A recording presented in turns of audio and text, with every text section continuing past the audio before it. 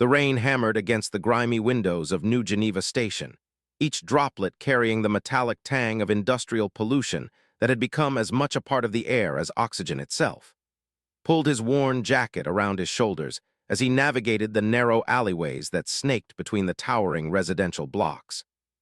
The emergency medical kit bounced against his hip with each hurried step, its familiar weight a reminder of the countless house calls that had become his life since the Galactic Council had deemed human medicine primitive and unworthy of interstellar certification. 3 years had passed since first contact, 3 years since humanity had been welcomed into the galactic community with all the enthusiasm of a landlord accepting a tenant with bad credit. The alien species that made up the council, the crystalline, the gaseous, and the had made it abundantly clear that humans were the least advanced members of their cosmic neighborhood. Human technology was outdated, human culture was barbaric, and human medicine was little more than educated guesswork compared to the sophisticated biomanipulation techniques employed by the other races. Had been a respected emergency room physician before the contact. Now he scraped together a living treating the ailments that the official alien medical centers wouldn't handle: the poor, the desperate, and the cases deemed unprofitable by the Council's healthcare algorithms.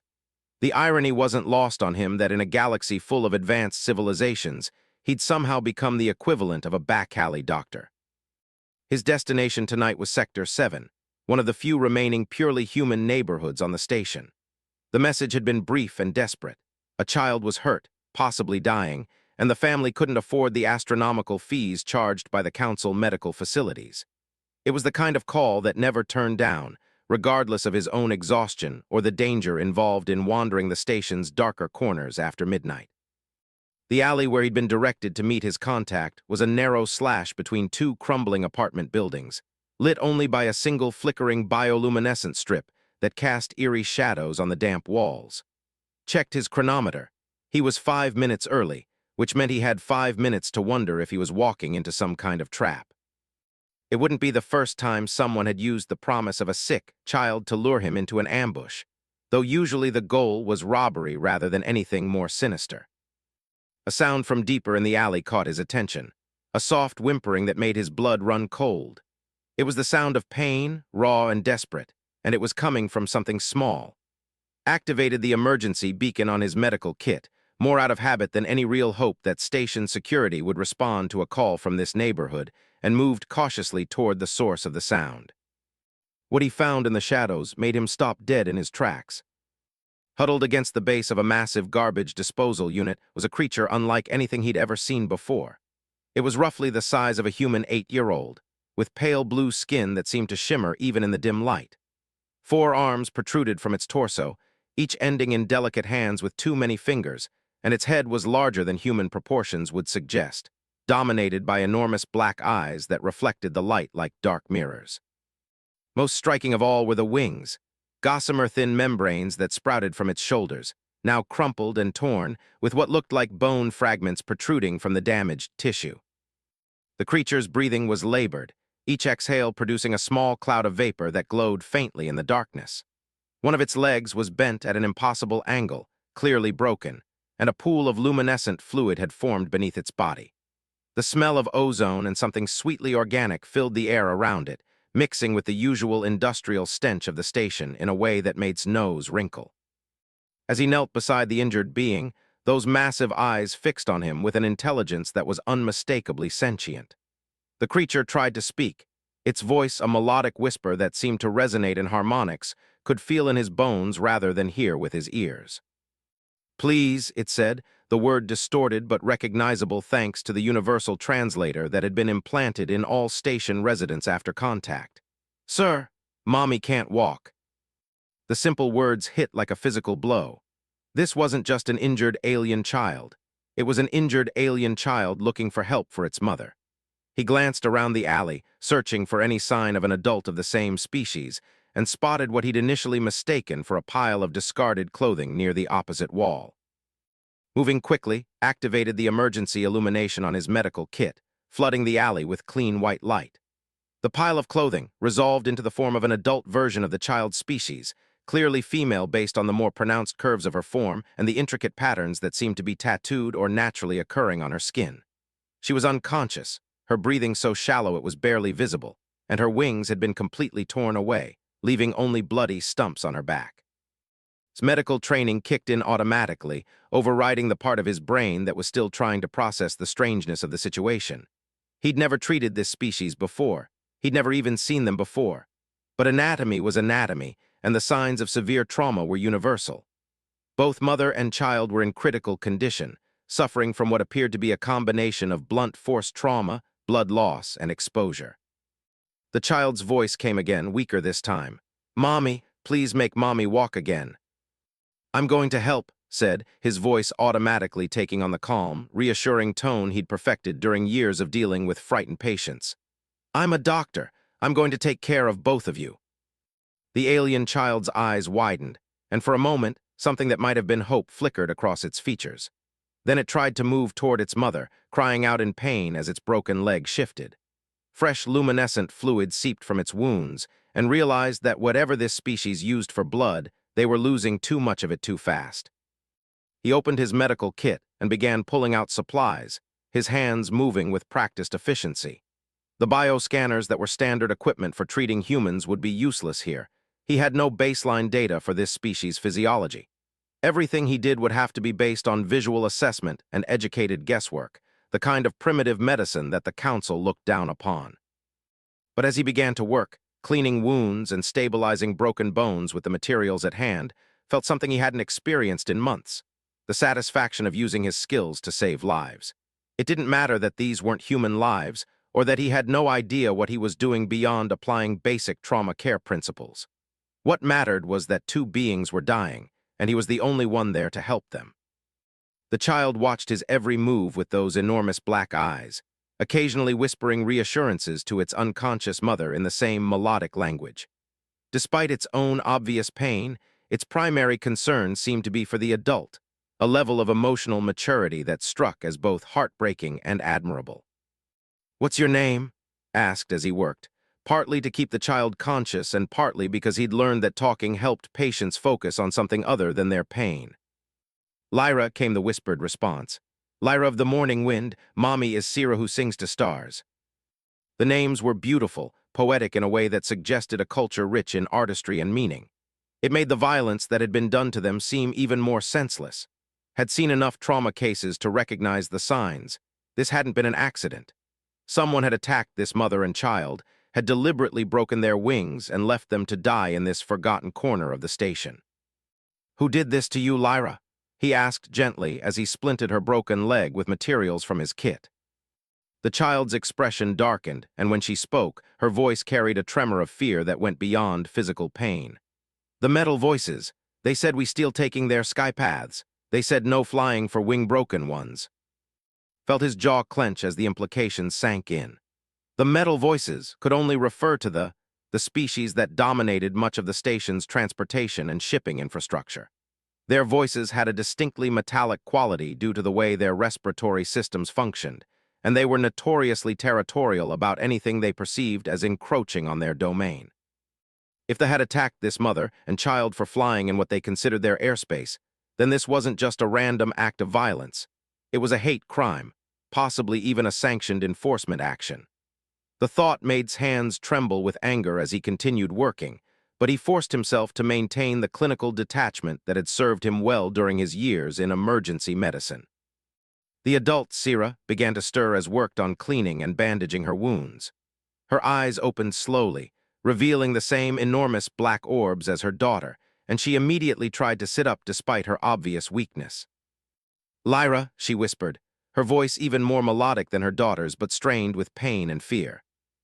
"I'm here, Mommy," Lyra responded, reaching out with one of her 4 hands to touch her mother's face. "The skywalking human is healing helping us."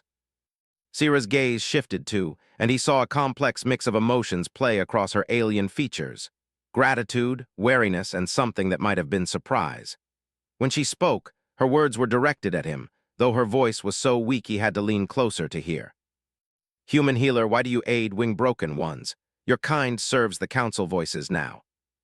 It was a fair question, and one that had been asking himself more and more frequently as he watched his own species bow and scrape before their alien betters.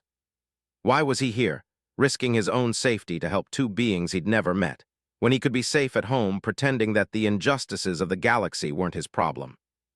Because it's the right thing to do, he said simply, beginning to pack up his medical kit now that he'd done what he could with the supplies available. Because no one should suffer alone if there's someone who can help. Sierra studied his face for a long moment and had the unsettling feeling that those alien eyes could see far more than he was comfortable revealing.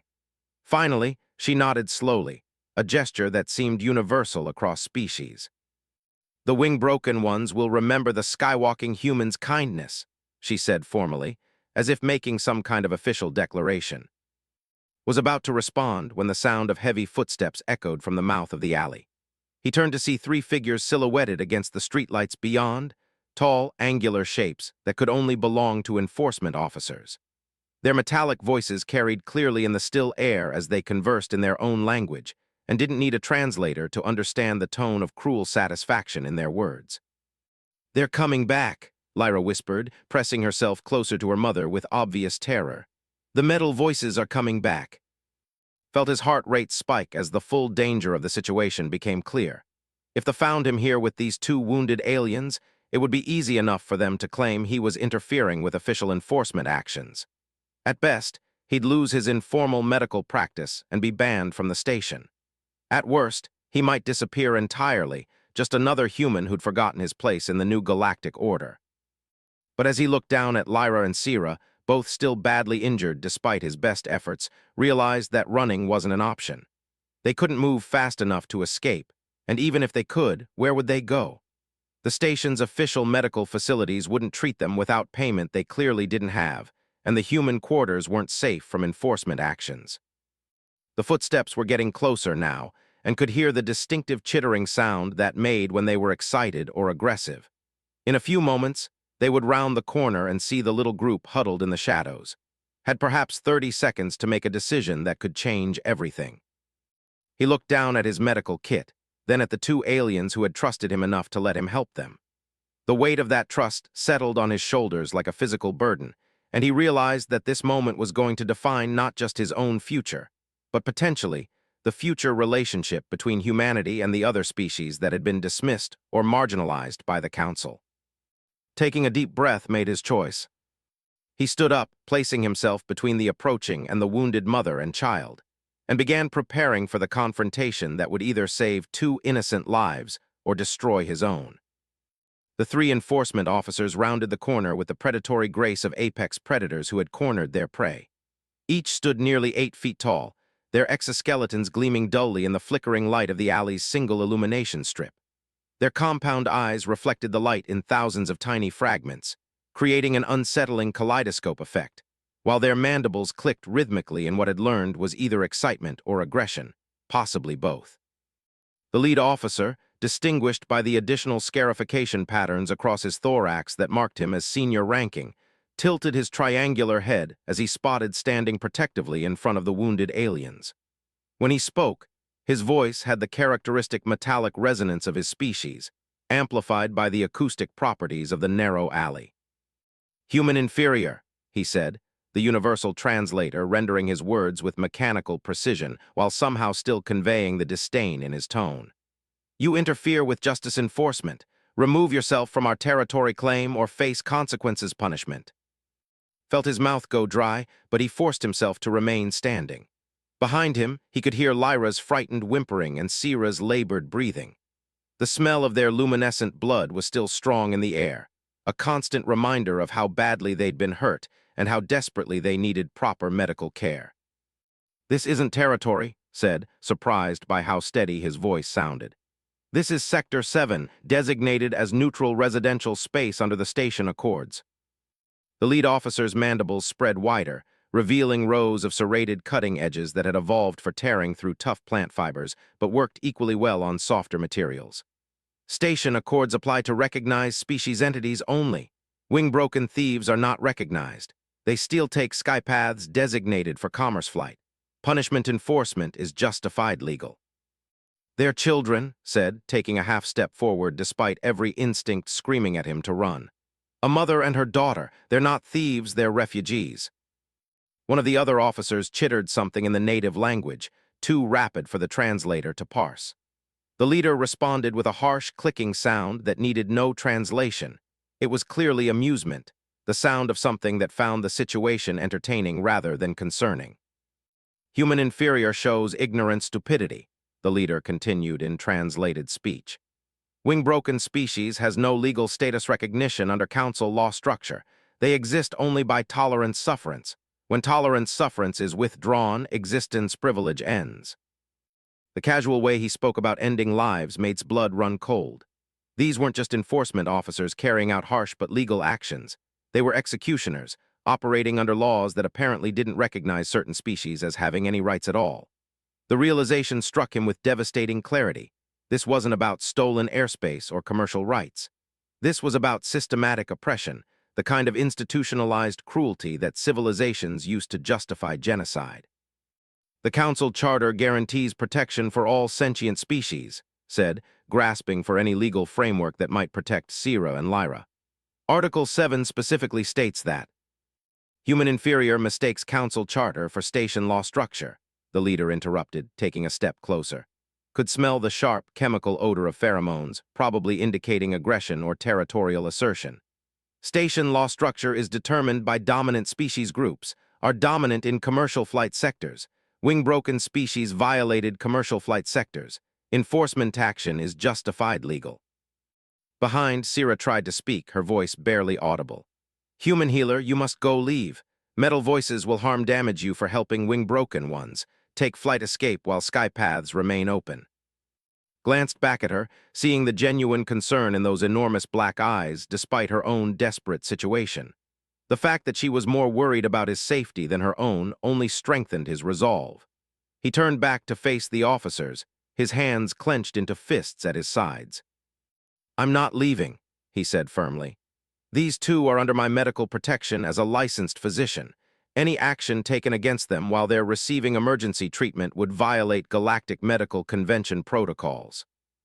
The leader's compound eyes seemed to focus on with renewed interest, and his mandibles clicked in what was definitely amusement now.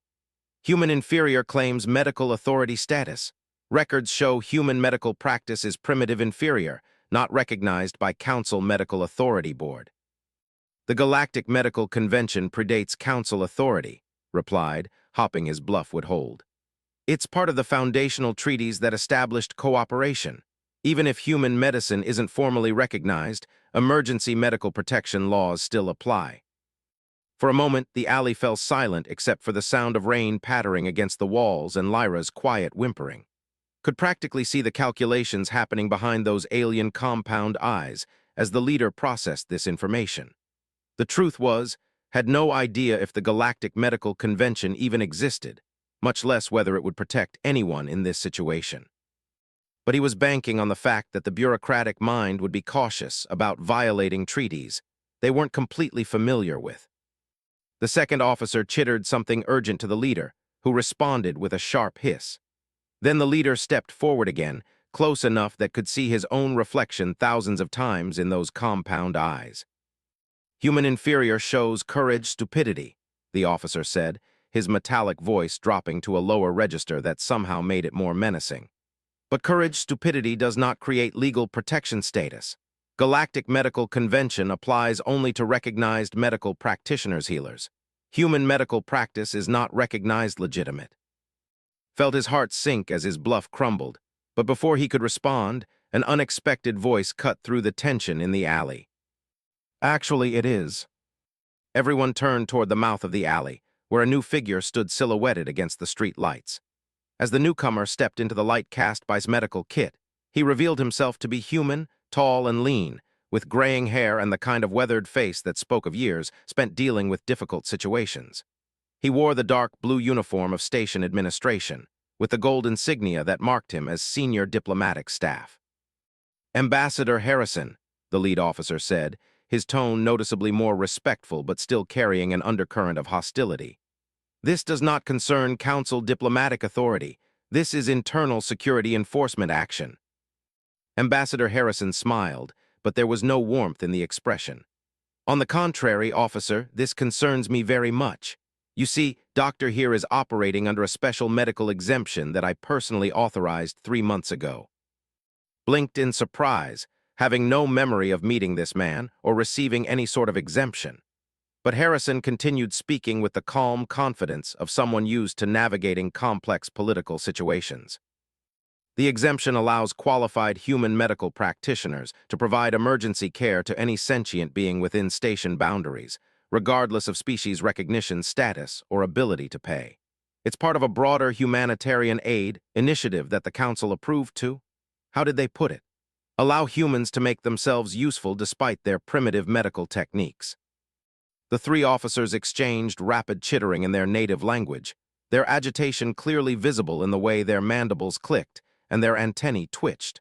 Finally, the leader turned back to Harrison.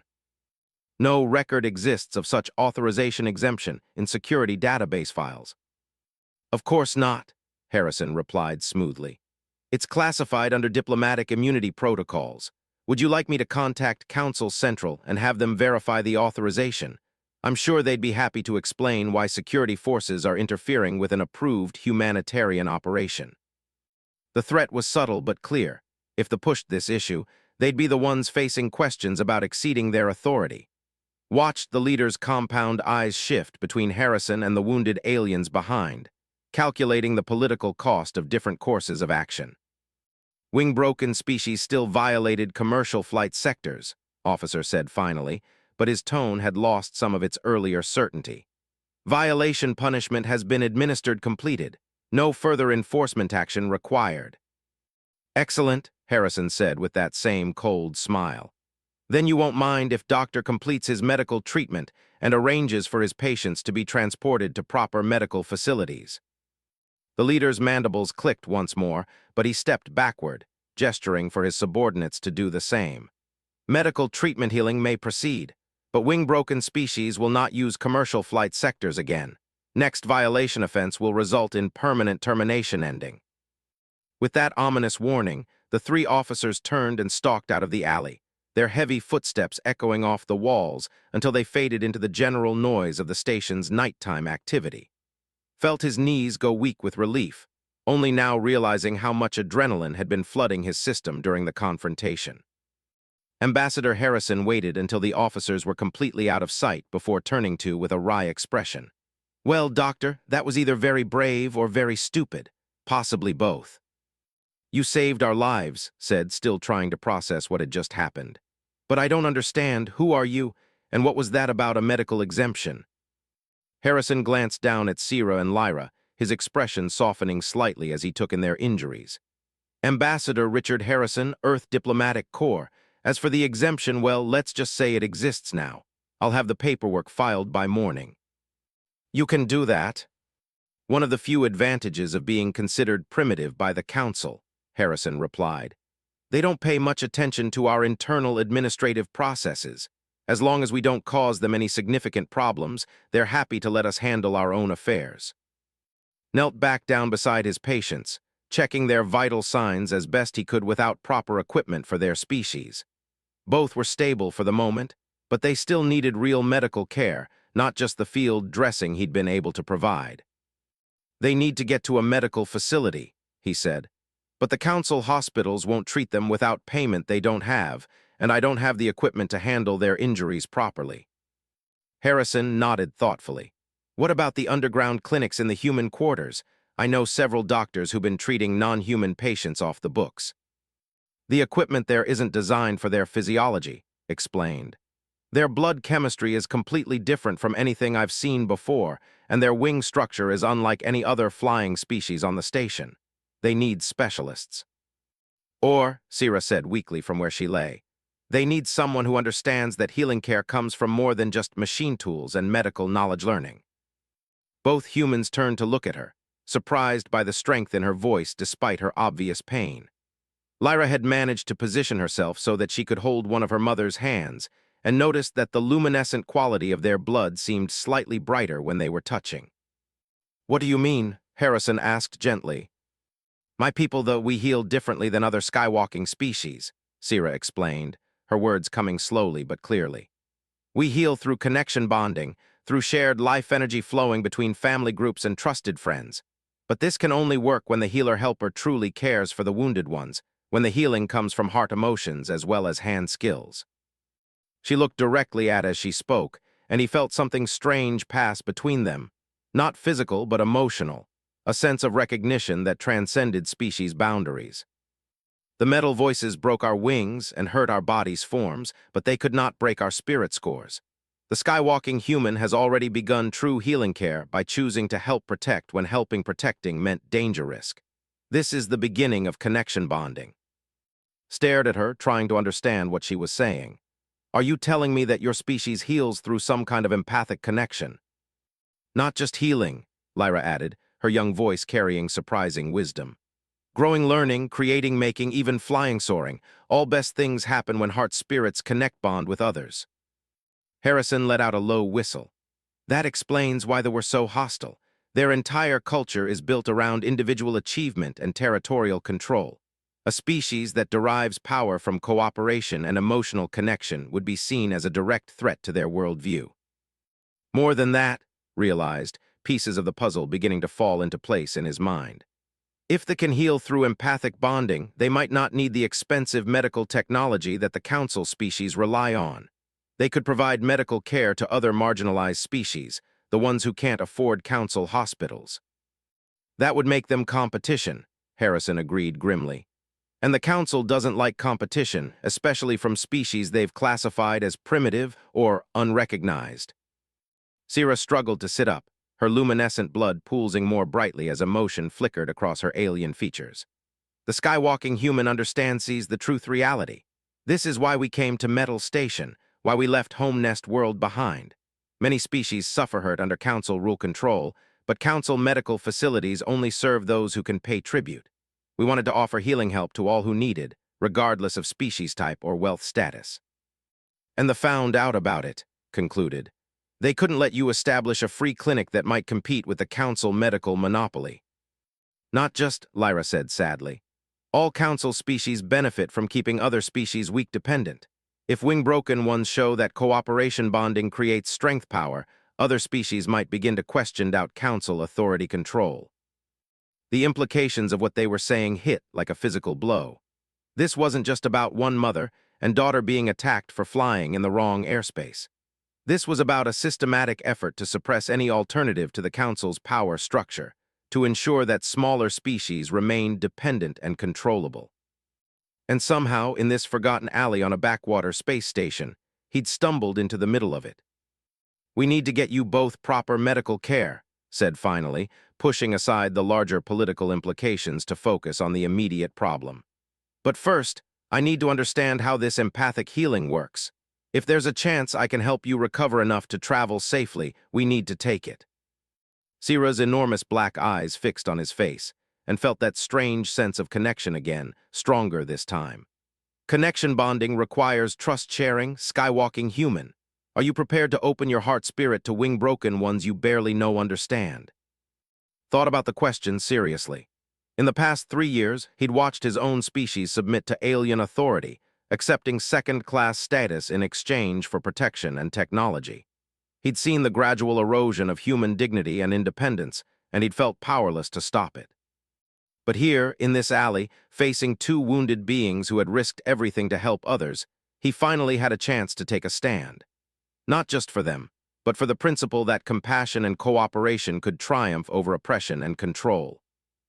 Yes, he said simply, tell me what I need to do. Sira's instructions were unlike anything he had encountered in his years of medical training. There were no diagnostic procedures, no pharmaceutical interventions, no surgical techniques, just the simple directive to open your heart-spirit and let the healing energy flow between us. Under normal circumstances, he would have dismissed such concepts as primitive superstition, the kind of folk medicine that had been abandoned centuries ago in favor of evidence-based treatment. But as he knelt in the grimy alley, watching the luminescent patterns in Sira and Lyra's blood pulse in rhythm with their heartbeats, had to acknowledge that his understanding of medicine might be more limited than he'd believed. The galaxy was full of species with radically different biologies, and perhaps it was time to accept that healing could take forms he'd never imagined. "Place your hands on our life centers," Sira instructed, indicating a spot on her chest just below where a human heart would be. "But more important significant is that you place your caring emotions there as well. The healing power comes from genuine desire-wish to help protect, not from physical touch contact alone." Ambassador Harrison watched from a respectful distance as positioned his hands carefully on both Sira and Lyra's chests, feeling the alien rhythm of their cardiovascular systems through their skin. Their body temperature was cooler than human normal, and he could feel a subtle vibration that might have been related to their wing structure, even though the wings themselves had been so badly damaged. "Now," Sira whispered, her voice growing weaker as the effort of maintaining consciousness took its toll, "feel about why you chose to help protect us. Remember the emotion feeling that made you willing to face challenge the metal voices. That caring emotion is what creates connection bonding." Closed his eyes and tried to focus on the feelings that had driven him to stand between the officers and these wounded aliens. It had been more than just professional duty or medical ethics. There had been something deeper, a fundamental revulsion at the idea of letting innocent beings suffer when he had the power to help them. As he concentrated on that feeling, trying to project it through his hands into his patients, became aware of something extraordinary happening. The air around them seemed to shimmer with the same luminescent quality as the alien's blood, and he could feel a warmth building in his chest that had nothing to do with physical temperature. "I can feel it," Lyra whispered, wonder filling her young voice. "The skywalking human's heart spirit is strong bright. It feels like home nest warmth." The sensation intensified, and found himself experiencing something that bordered on telepathy. He wasn't reading their thoughts exactly, but he could sense their emotions, their pain, their fear, and underlying it all, their desperate hope that maybe, just maybe, they had found someone who could help not just their physical wounds, but their larger mission as well. Through the connection, began to understand more about and their unique approach to medicine. Their healing wasn't based on technology or pharmaceutical intervention, but on the fundamental principle that all living beings were connected by invisible threads of empathy and compassion. When those connections were strengthened through genuine caring, the life force of the healer could supplement and accelerate the natural recovery of the patient. It should have been impossible according to everything new about biology and physics, but as he maintained the connection, he could actually see Sira and Lyra's injuries beginning to respond. The luminescent bleeding slowed, then stopped entirely. The broken bones in Lyra's leg began to align themselves properly, supported by some internal energy that could feel flowing through the connection but couldn't begin to explain scientifically. "Remarkable," Harrison breathed from his position near the alley entrance. "Doctor, your hands are actually glowing." Opened his eyes and looked down, startled to see that the ambassador was right. A soft, blue-white radiance surrounded his hands where they touched the aliens, and the same light was spreading through the veins visible beneath Sira and Lyra's skin like a healing network of energy. "The connection bonding is working," Sira said, her voice noticeably stronger than it had been just minutes before. "But skywalking human, you must understand that this healing energy comes with a cost price. The connection bonding creates permanent link ties between healer-helper and healed ones. We will always be able to sense-feel your emotions feelings, and you will sense-feel ours." Considered this information carefully. In his experience, doctor-patient relationships were meant to maintain professional boundaries, with clear separations between the healer's personal life and their medical practice. The idea of permanent emotional connections with patients would have horrified his medical school professors. But as he felt the genuine gratitude and trust flowing from Sira and Lyra through their bond, realized that perhaps his professors had been wrong about some things. Maybe healing was about connection rather than separation, about shared experience rather than clinical detachment. "I understand," he said finally, "and I accept the bond willingly." The moment he spoke those words, the light surrounding them flared brighter, and felt something click into place in his mind. A new awareness that told him exactly how much healing energy to provide, when to push harder, and when to ease back to avoid overwhelming his patient's natural recovery processes. Working together, the three of them spent the next hour in focused healing work, provided the emotional energy and the stabilizing influence of his medical training, while Sierra and Lyra's bodies used that energy to accelerate their natural healing processes far beyond what should have been possible for any organic system. By the time they were finished, Lyra's leg had healed completely, and she was able to stand and walk without difficulty. Sierra's more serious injuries took longer to address, but the worst of the damage had been repaired, and she was conscious and alert. Most remarkably of all, the torn wing stumps on both their backs had begun to regenerate, tiny new membrane structures already beginning to form.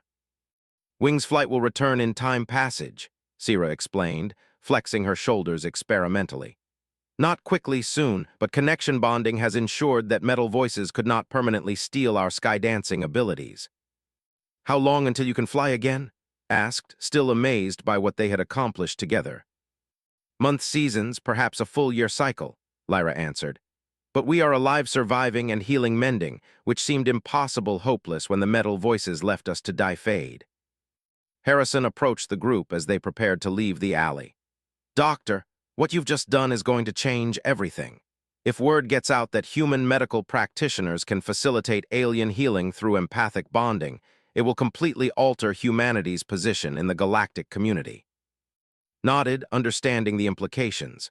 Up until now, humans had been valued primarily for their willingness to perform manual labor and their acceptance of second-class status. But if they could offer genuine medical alternatives to the expensive council hospitals, they might finally have something to bargain with. The question is, Harrison continued, what do we do with this information, and what do we do about this obvious intention to suppress species that threaten council authority?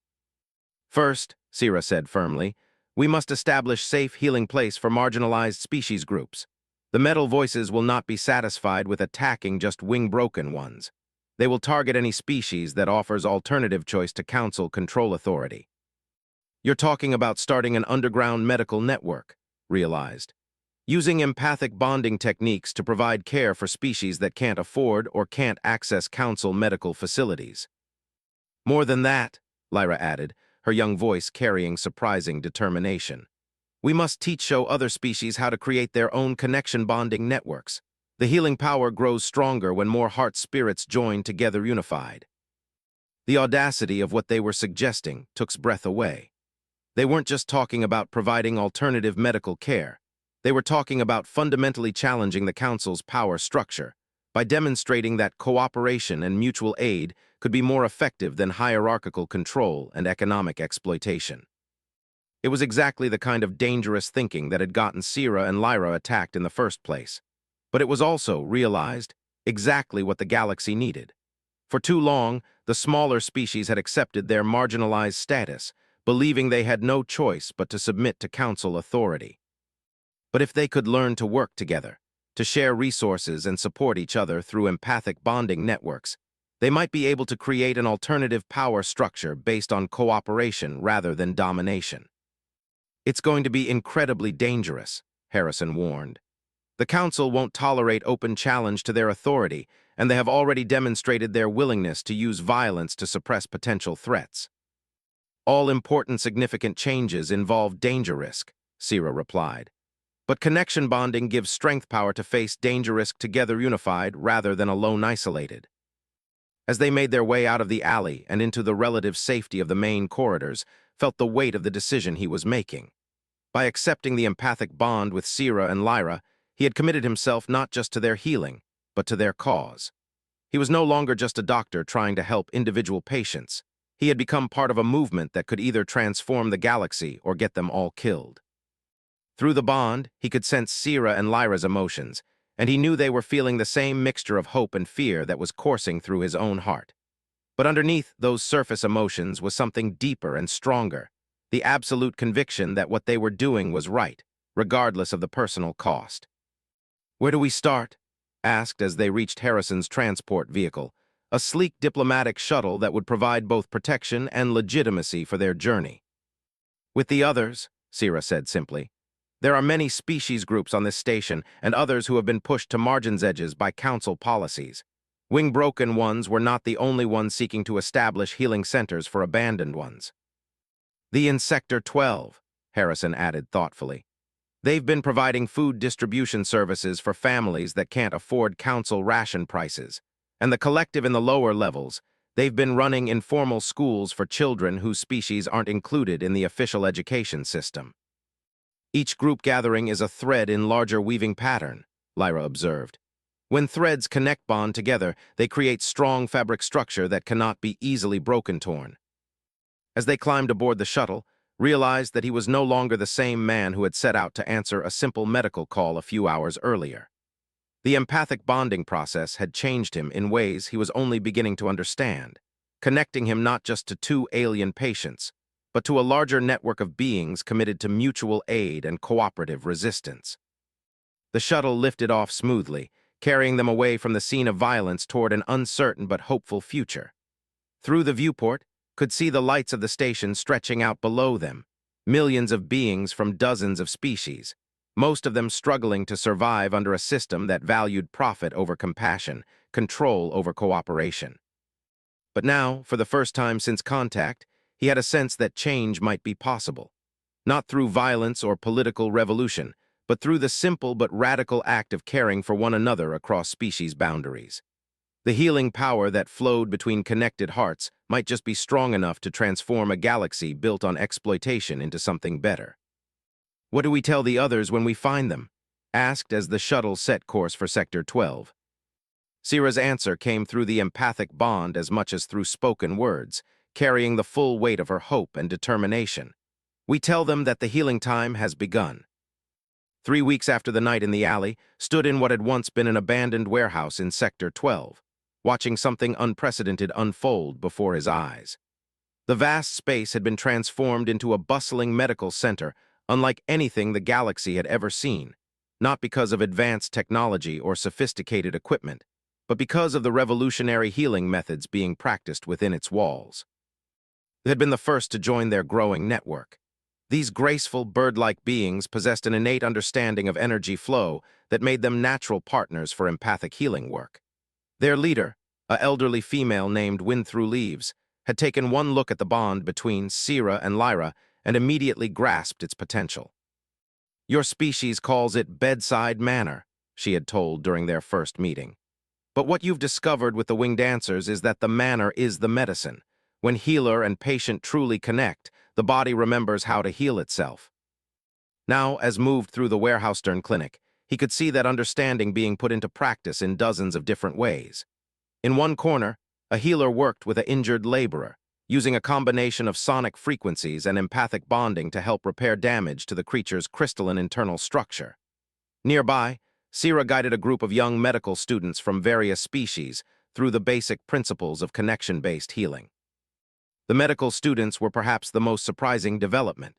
Word of their alternative healing methods had spread through the station's underground networks faster than anyone had expected, attracting not just patients who couldn't afford council medical care, but also young healers from species that had been excluded from official medical training programs.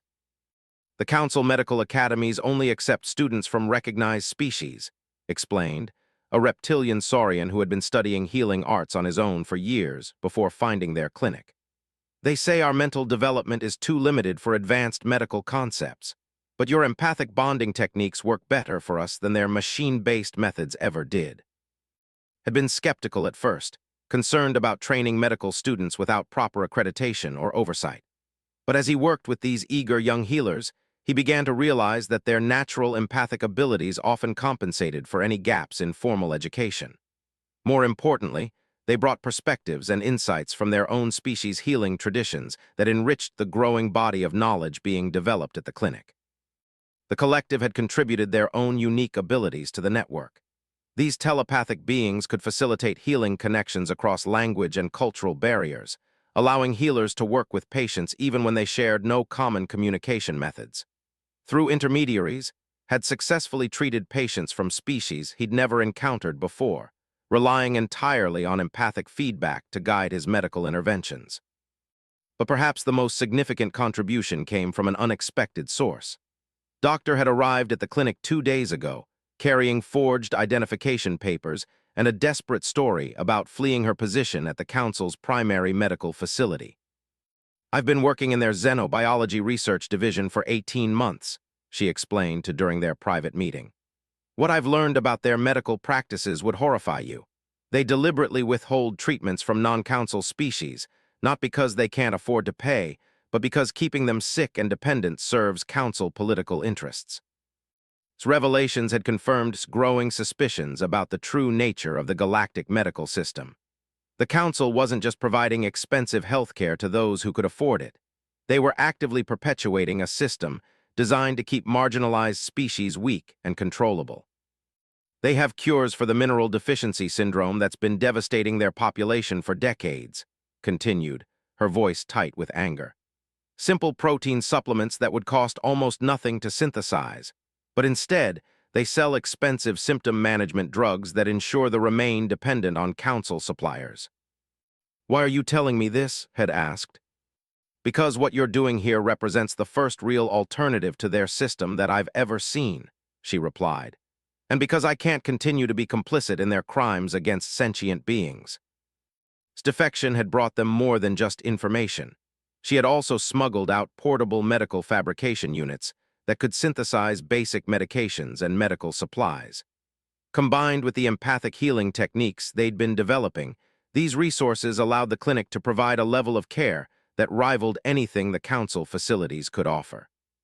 The success of their work, however, had not gone unnoticed by the authorities. Enforcement patrols had increased their surveillance of Sector 12, and there had been several incidents of random inspections targeting businesses and residences known to be sympathetic to their cause. They're building a case, Ambassador Harrison warned during one of his regular security briefings. My contacts in the diplomatic corps say there's growing pressure from the council to shut down what they're calling unlicensed medical experimentation on vulnerable populations. What they really mean is that we're cutting into their profits, Sierra observed dryly. Through the empathic bond, could feel her anger at the injustice of the situation, tempered by her determination to continue their work regardless of the risks. The question is how long we can continue operating here before they move against us directly, said. We need to be prepared for the possibility that this facility might be compromised. That preparation had led to one of their most important innovations, the development of portable empathic healing protocols that could be taught quickly and practiced with minimal equipment. If the clinic was shut down, the healing network could continue to operate from dozens of smaller locations throughout the station. Each connected pair becomes a healing center, Lyra explained to a group of new students. Two heart spirits joined in purpose caring can accomplish more than large medical facility structures without true connection bonding. The training sessions had become his favorite part of the work. Watching young healers from different species learn to connect with patients across cultural and biological boundaries reminded him of why he had become a doctor in the first place. But it also showed him how limited his previous understanding of medicine had been. Traditional human medicine focuses on fixing what's broken, he explained during one of their planning sessions. But empathic healing is about strengthening what's whole. Instead of treating diseases, we're enhancing the natural healing connections that exist between all living beings. Nodded thoughtfully. It's a completely different paradigm. No wonder the council sees it as such a threat. Their entire medical system is based on scarcity and control. But your approach suggests that healing resources are potentially unlimited if we're willing to share them. The philosophical implications of their work were becoming as important as the practical medical benefits. The empathic bonding process didn't just heal physical ailments. It created lasting connections between beings from different species, fostering understanding and cooperation that transcended the artificial barriers maintained by the Council's divisive policies. Had experienced this firsthand as his own empathic network expanded. The original bond with Sierra and Lyra had grown to include Wind-Through Leaves, several of the telepaths, and even some of the human patients who had participated in healing sessions. Through these connections, he could sense the emotional states of dozens of beings throughout the station, creating a kind of early warning system for community problems and needs. It's like having an immune system for the entire neighborhood, he explained to Harrison during one of their meetings. When someone is in distress or danger, the network responds automatically. People feel compelled to help because they can literally sense each other's pain. And that's exactly what terrifies the Council, Harrison replied grimly. They've spent centuries perfecting a system based on isolating species from each other, making them compete for resources instead of cooperating. Your empathic networks represent everything their power structure is designed to prevent. The truth of that observation became painfully clear when they finally made their move. It began with a series of random arrests targeting individuals known to be connected to the clinic. Within 24 hours, 12 of their most experienced healers had been taken into custody on various trumped-up charges ranging from unlicensed medical practice to conspiracy to commit sedition. But instead of destroying the network, the arrests only demonstrated its resilience. As soon as word of the detentions spread through the empathic bonds, the entire community mobilized. Hidden healing centers activated throughout the station, portable medical supplies were distributed to safe locations, and new communication protocols ensured that the work would continue even if the primary facility was compromised. "They don't understand what they're fighting," Sira observed as reports came in from around the station. "They think they can stop connection bonding by arresting individuals' persons, but the bond ties themselves cannot be imprisoned contained." Watch the real-time data flowing in through their improvised command center and realized she was right. Instead of 12 isolated healers, they now had 12 local networks operating independently but in coordination. Each arrest had created a new cell of resistance, spreading their methods and philosophy to previously unreached communities. "They have inadvertently done us a favor," commented as she reviewed the latest reports. "By forcing us to decentralize, they've made the network much harder to destroy. And by arresting our people on such obviously fabricated charges, they've created sympathy for our cause among species that were previously neutral." The irony wasn't lost on. The very tactics the Council used to maintain control, isolation, intimidation, and arbitrary punishment, were proving counterproductive when used against a movement based on connection and mutual aid. Every act of oppression only strengthened the bonds between the oppressed, creating new opportunities for cooperation and resistance. "What's our next move?" he asked the assembled group of network leaders. "We expand," Windthroughleaves said simply. "Other stations, other worlds' places. The Council cannot detain every healer in galaxy space." "And we document everything," added. "Every successful treatment, every new bonding protocol, every species we help. When this is over, we'll have proof that there's a better way to organize galactic society." As the meeting broke up and the various leaders dispersed to their respective communities, remained behind with Sira and Lyra. Through their bond, he could feel their mixture of hope and apprehension about the challenges ahead. "Are we really going to be able to change things?" he asked. "Or are we just prolonging an inevitable confrontation with forces too powerful for us to overcome?" Sira's response came through the empathic connection as much as through words. "Change transformation is not about defeating conquering power forces, skywalking human. It is about growing, becoming stronger than they are.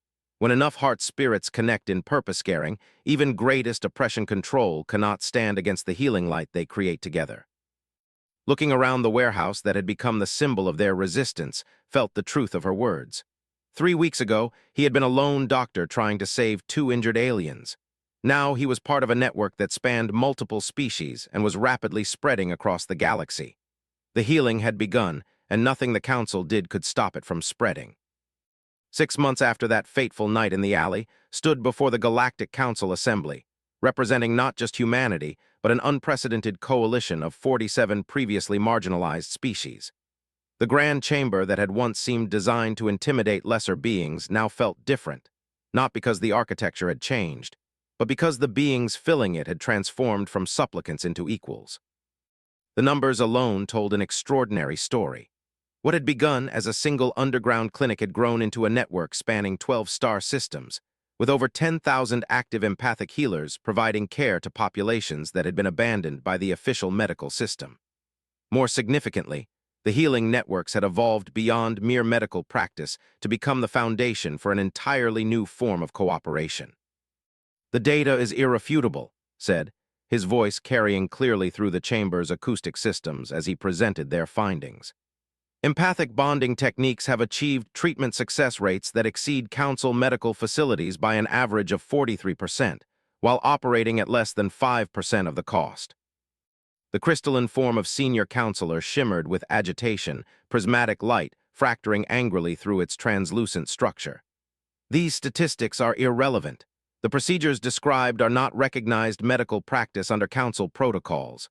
No regulatory authority has the safety or efficacy of these emotional manipulations.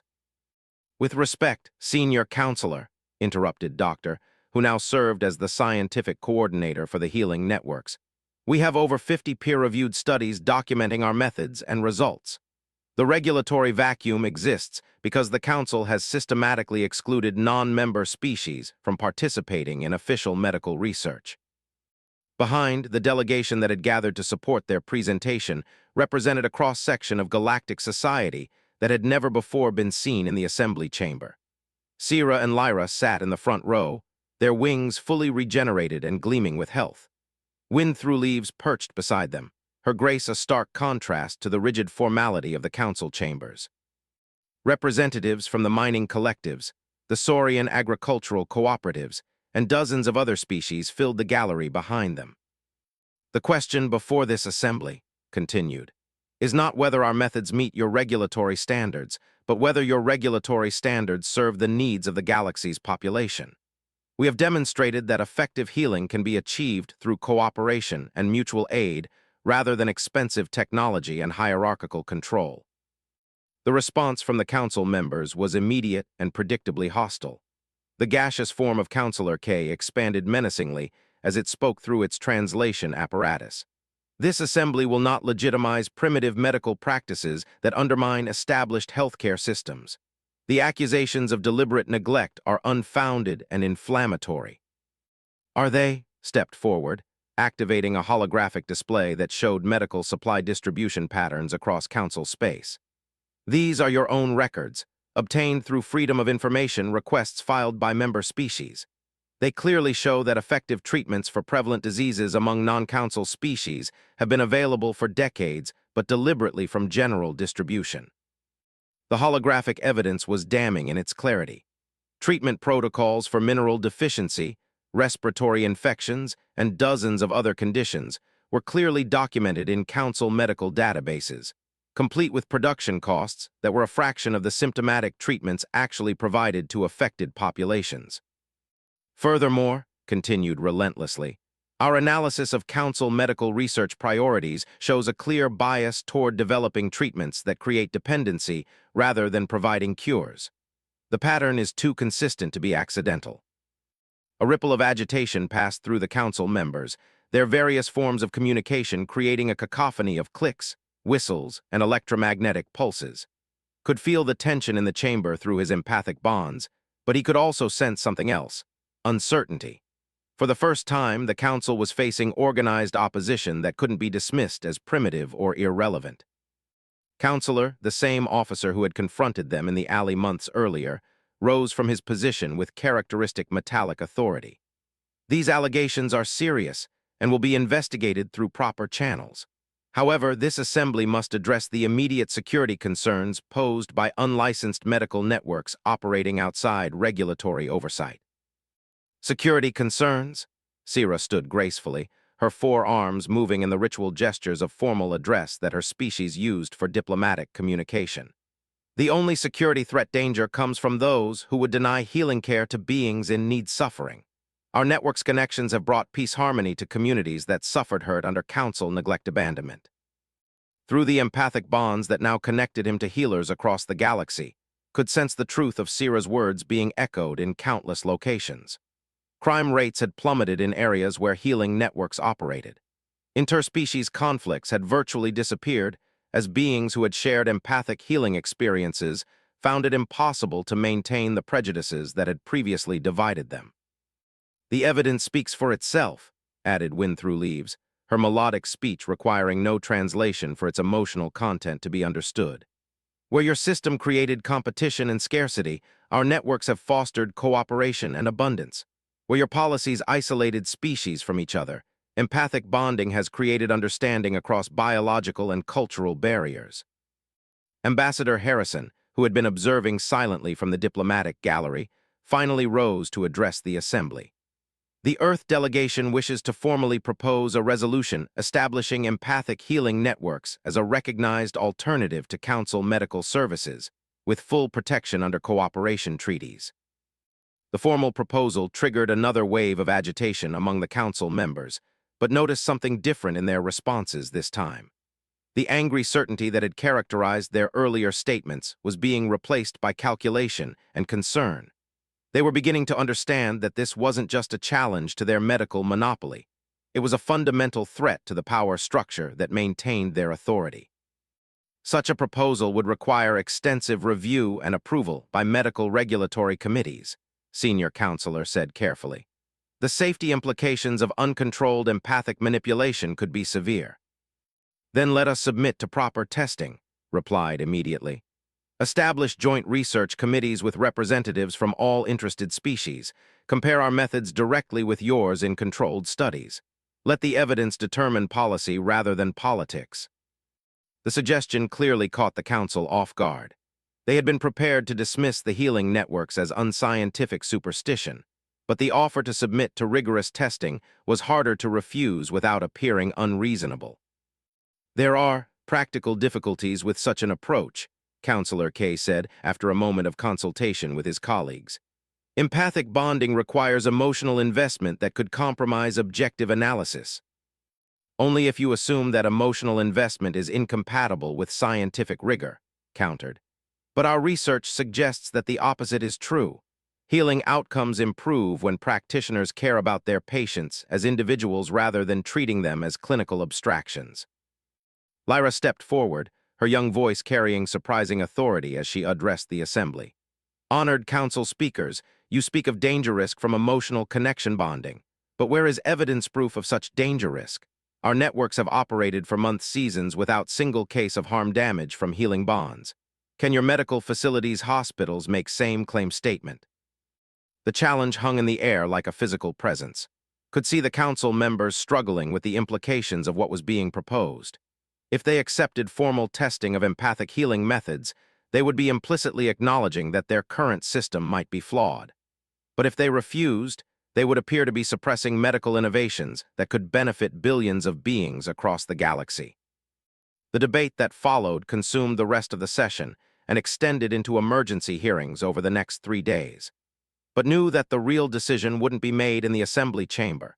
It would emerge from the countless individual choices being made by beings throughout the galaxy who were discovering that they had alternatives to the systems that had oppressed them. Reports were already coming in from across council space about spontaneous healing networks forming in communities that had never been directly contacted by the original organizers. The techniques they had developed were spreading through underground networks faster than any official communication system could track, carried by traders, travelers, and refugees who had experienced empathic healing firsthand. They can't stop an idea whose time has come, observed during one of their strategy sessions. Even if the council formally bans empathic healing, it's already taken root in too many places. The knowledge can't be unlearned. But understood that their ultimate goal wasn't simply to spread empathic healing techniques. It was to demonstrate that galactic society could be organized around cooperation and mutual aid rather than hierarchy and control. The medical networks were just the beginning of what could become a complete transformation of relations. The healing networks have shown that beings from different species can work together as equals, he said during his final address to the assembly. They've proven that prosperity and security can be achieved through sharing rather than hoarding, through connection rather than isolation. The question now is whether this assembly will embrace that future or cling to systems that serve the few at the expense of the many. The final vote, when it came, was closer than anyone had expected. The resolution establishing empathic healing networks as a protected form of medical practice passed by a margin of 3 votes, with several traditionally conservative council members breaking ranks to support the measure. But knew that the real victory wasn't in the assembly chamber. It was in the thousands of healing centers now operating openly across the galaxy, in the millions of beings who had experienced empathic bonding and would never again accept isolation as the price of survival, in the fundamental shift in consciousness that had made cooperation seem more natural than competition. Standing on the observation deck of the transport that carried their delegation away from the council, looked out at the stars and felt the vast network of empathic connections that now linked him to healers and patients across the galaxy.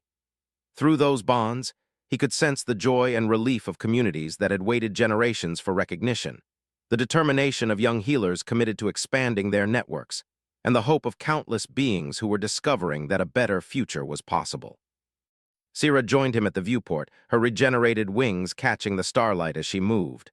"What do you see when you look at those stars now, skywalking human?" she asked softly. Smiled, feeling the warmth of their bond and the larger network it had become part of. "I see home," he said. "Not just Earth or any particular world, but a galaxy where every being has a place, where healing flows freely between species, where the light we create together is stronger than any darkness that tries to divide us." Through the empathic network, he could feel the agreement and shared hope of thousands of connected hearts across the stars. The healing had begun, and it would continue to spread until every being in the galaxy had the chance to experience the transformative power of genuine compassion and connection. The future they had imagined in that dark alley was becoming reality, one bond at a time.